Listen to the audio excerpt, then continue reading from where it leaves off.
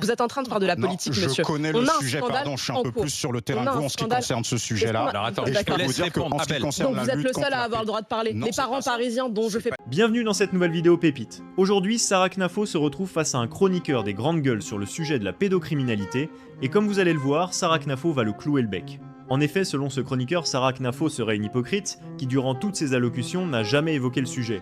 Aussi, il va se décrire lui comme un expert du domaine et prétendre en savoir plus que Sarah Knafo. De son côté, Sarah Knafo va garder son calme et répondre avec des arguments concrets au chroniqueur. Oui, elle parle depuis longtemps du sujet, oui, elle a des mesures qu'elle compte appliquer, je vous laisse voir. Un enfant violé toutes les 3 minutes, voilà. C'est un scandale sur lequel on se bat au quotidien, les associations, les éducateurs, depuis longtemps.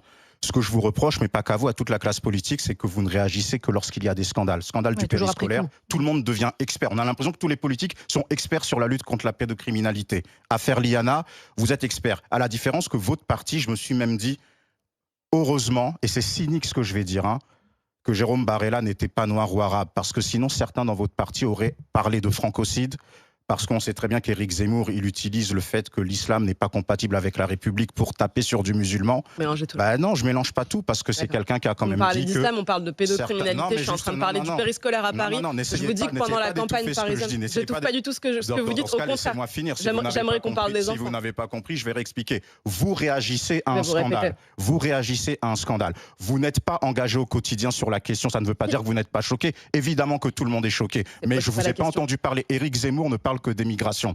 C'est faux. Vous ne parlez pas de la pédocriminalité. Qui parlait du périscolaire parisien? Seulement pendant la campagne, après le scandale.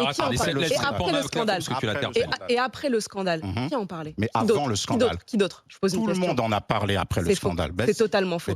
Et pourquoi vous dites après le scandale alors que le scandale est en cours? Vous êtes en train de faire de la politique, monsieur. Je connais le sujet, pardon, je suis un peu plus sur le terrain que vous en ce qui concerne ce sujet-là. Alors attends, je peux vous dire qu'en ce qui concerne la lutte. Donc vous êtes le seul à avoir le droit de parler. Les parents parisiens dont je fais partie n'ont pas le droit de parler parce que monsieur, vous êtes un expert, c'est ça? C'est pas une question de ça, mais je pense que les parents parisiens connaissent le sujet moins bien que vous. Non, mais je m'y connais moi un peu mieux que vous. Et juste pour finir, après, promis, je vous laisse parler. Vous avez réagi dessus et vous avez même porté une parole très sensée. Ça, je ne le nie pas. Merci, mais monsieur. c'est quand le scandale a éclaté. Merci, monsieur. Or, ça fait plus de 10 ans que l'on se bat je vais répondre. Pour le professionnel que vous êtes, moi, ça fait 10 ans, j'ai pas entendu parler de vous. Donc, vous devriez plutôt être content que des gens sur le terrain. Mais c'est ce que j'allais vous dire. C'est ce que j'allais vous dire. Si vous êtes sincère sur la question, vous devriez plutôt être content que d'autres voix se joignent à la vôtre, essayent de faire du bruit sur le sujet. Et comme je vous l'ai dit, à chaque fois que j'ai mis les pieds sur un plateau, j'ai essayé de parler de ce sujet du périscolaire parisien et j'ai tenté de l'imposer alors que personne d'autre ne voulait en parler. Et c'est faux de dire que tous les autres en ont parlé. Et c'est d'autant plus faux de dire après le scandale, parce que le scandale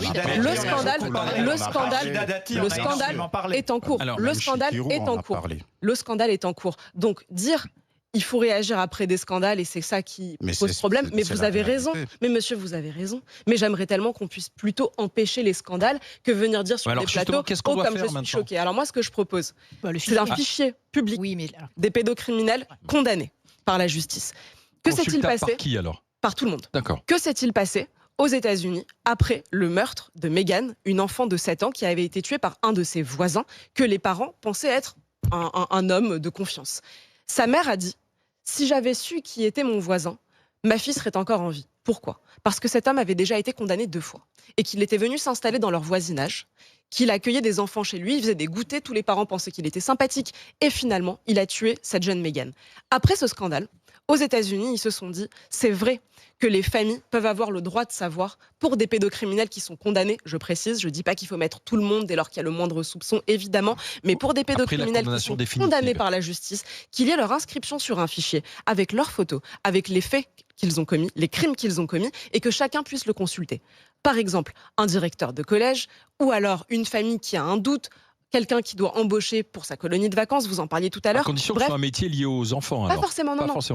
Également les parents, pour ceux qui sont condamnés. Quand je vois aujourd'hui, on est dans une société de la transparence, et à certains égards, c'est très bien. Mais quand je vois qu'aujourd'hui, on a le droit, par exemple, de savoir la production carbone de n'importe quel produit qu'on achète, les ingrédients qui se trouvent dans chacun de notre pot de yaourt, pourquoi est-ce qu'on n'aurait pas le droit de savoir qui est-ce que nos enfants fréquentent et si notamment une personne a été condamnée pour des faits de pédocriminalité? Je pense que s'il faut choisir entre la vie privée des pédocriminels et la sécurité de nos enfants, moi je choisirais Alors toujours nos justement, l'avocat, Alors, Maître Ça Pégan. sous-entend quand même qu'on laisse les pédocriminels dehors et Alors, qu'il n'y a pas de... non, c'est pas- Maître Ah, si vous Pégan. voulez qu'on les enferme à vie, Oui, pas la voilà. question. je voilà. serais Voilà, tout à fait d'accord avec ça. chimique aussi. Mais aujourd'hui, Alors, quand vous attendez. voyez que vous avez des pédocriminels qui sont condamnés à 1 an avec Bien sursis, sûr.